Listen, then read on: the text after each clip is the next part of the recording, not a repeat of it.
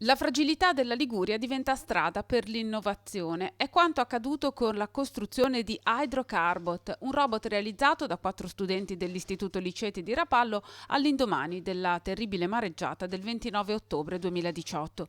I ragazzi, premiati dal comune un anno dopo l'evento che ha distrutto centinaia di barche e liberato in acqua litri di carburante, hanno avuto l'idea di realizzare un robot che, grazie ad una spugna brevettata dall'Istituto Italiano di Tecnologia, pulisce le acque dagli idrocarburi. Stiamo lavorando al brevetto, dato che è uscita l'idea abbiamo costruito il primo prototipo di questo robot che sostanzialmente pulisce il mare dagli idrocarburi, quindi tutte le navi distrutte hanno riversato il loro carburante nelle acque e ora stiamo appunto studiando e portando avanti il progetto e lavorando a un brevetto futuro. È nata dal fatto di vedere la nostra città tutta distrutta e dal collegamento poi con una conferenza di Diaspro, dell'EIT, i quali ci ha mostrato una nuova tipologia di spugna che serve per gli idrocarburi.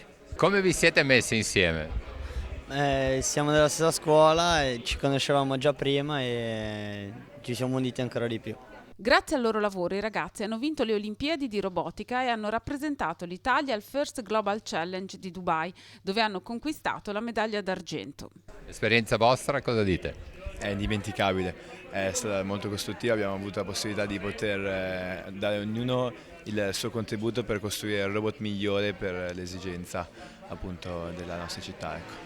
E per te? Anche lo stesso, perché soprattutto per me la robotica è molto importante, e mi piace anche un sacco, e quindi già dal primo robot che abbiamo fatto io ero molto soddisfatto, e anche essendo arrivati a livelli mondiali è stato molto bello. Complimenti ai giovani, sindaco. Complimenti ai giovani, Rapallo porta fortuna. Rapallo porta fortuna, io sono veramente molto orgoglioso perché loro rappresentano, ma non lo dico come frase fatta, loro rappresentano il nostro futuro nel mondo della didattica, nel mondo anche della politica. Io sono un politico, quindi ben vengano, è il vostro momento e siete partiti veramente col piede giusto. C'è tanto entusiasmo da parte della città, poi la città tifa per loro e quindi mi fa molto piacere, in primis il sindaco.